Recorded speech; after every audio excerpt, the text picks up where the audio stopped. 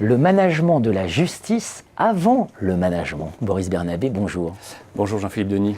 Boris Bernabé, professeur des universités, agrégé des facultés d'histoire du droit, doyen de la faculté Jean Monnet de l'Université Paris-Sud, droit, économie, gestion.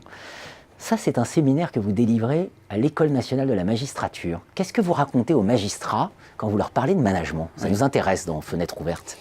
Oui, alors, c'est une conférence, un séminaire que je donne dans le cadre d'une session de formation conduite, dirigée par l'une de nos collègues belges, Julie Allard, qui est philosophe. L'école de la magistrature propose effectivement des formations pour les magistrats qui viennent d'obtenir le concours, les futurs magistrats, et les magistrats aussi en exercice. Voilà. Et c'est destiné aux magistrats en exercice.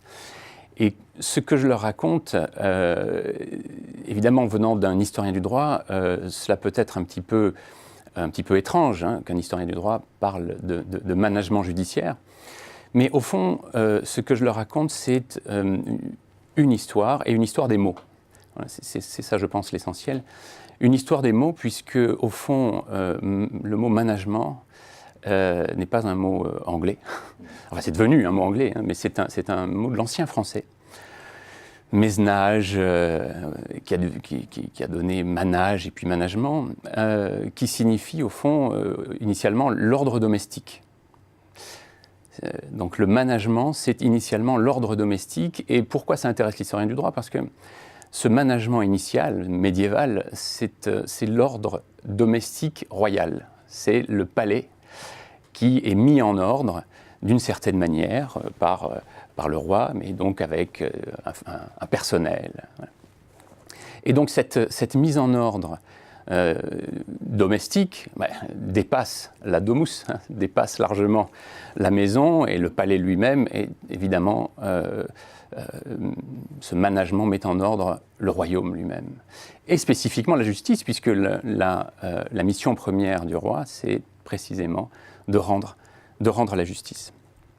Alors, ce que je leur raconte entre évidemment en résonance avec ce qu'ils vivent, puisque je suis censé participer à la formation continue des magistrats. Donc je ne peux pas non plus exclusivement leur parler d'histoire, il faut que ça entre en résonance avec ce qu'ils vivent. Et les magistrats, lorsqu'on les interroge, évidemment, vivent de plein fouet une réorganisation dite managériale de la justice. Et lorsqu'on les entend, alors je ne veux pas dire qu'ils se plaignent, mais enfin, ils parlent beaucoup de la pression managériale, de la pression du chiffre. Ils parlent beaucoup de cette pression qui leur enlève du temps de juge. C'est ça qui est principalement visé.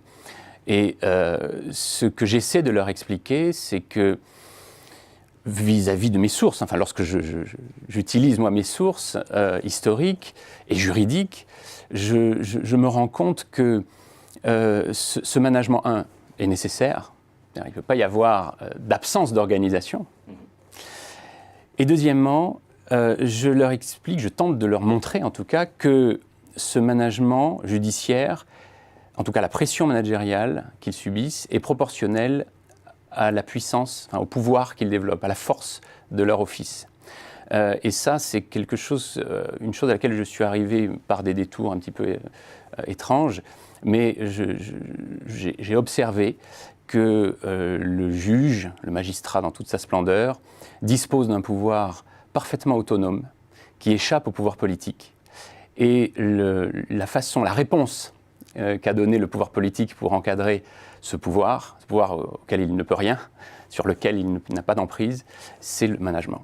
Voilà. Et donc il y a effectivement une maxime qui se dégage, c'est au fond plus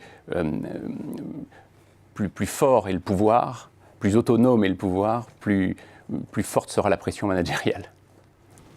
C'est absolument limpide, ça pose la question de l'indépendance, très concrètement. Mais naturellement, cette indépendance ne doit pas se concevoir, je parle de la justice évidemment, ne doit pas se concevoir comme une opposition à un pouvoir politique, mais c'est une indépendance absolue, une indépendance qui est déliée, au sens étymologique du terme absolu, c'est une indépendance qui est déliée de tout autre pouvoir. Elle est originaire, On peut faire la comparaison avec une institution un petit peu étrange, qui pourrait paraître dans la comparaison un petit peu étrange, c'est le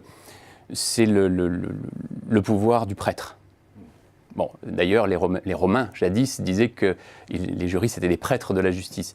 Mais le pouvoir du prêtre, c'est le pouvoir de convoquer et de réaliser un sacrement, quelle que soit sa place dans la hiérarchie. Et la hiérarchie ne pourra rien à l'instauration du sacrement. Il n'y a pas de pression hiérarchique sur l'instauration du sacrement, même si ce sacrement est proposé, réalisé par le plus petit curé du coin, par exemple. En revanche, dans l'exercice des actes administratifs, ce même petit prêtre, qui a été parfaitement autonome dans la réalisation du sacrement, sera inclus dans une hiérarchie, et là, il sera soumis à la pression managériale. Des enseignements à tirer quand vous dites les magistrats aujourd'hui vivent mal la pression du chiffre, oui, etc. Ça veut dire que très concrètement, dans cet exercice de l'office, oui, c'est plus compliqué. Oui, ça veut dire que, à mon avis, je ne suis pas magistrat, mais ça veut dire peut-être qu'ils doivent voir autrement leur indépendance, la concevoir autrement, et donc de façon déliée, de façon absolue. Qu'ils probablement ne doivent pas voir le management comme systématiquement l'exercice d'un pouvoir contraignant. C'est un pouvoir contraignant, mais d'un pouvoir qui leur mettrait des bâtons dans les roues. En tant que signe de leur propre puissance, je trouve que c'est presque, paradoxalement, je dirais que le management est valorisant pour eux. Voilà, c'est l'idée que j'essaie de faire passer, voilà, ne pas condamner le management par pur principe sur le fondement d'une indépendance imparfaitement comprise. Un propos lumineux pour toutes les professions où se pose la question de l'indépendance. Je pense par exemple aux professeurs des universités, naturellement, par exemple, aux journalistes, etc. Naturellement, ce management se traduit dans le vocabulaire par la pression bureaucratique, mais c'est exactement la même chose. C'est exactement la même chose. Plus puissante est la bureaucratie, plus indépendant est le pouvoir sur lequel elle s'exerce. Merci Boris Bernabé. Merci Jean-Philippe Denis.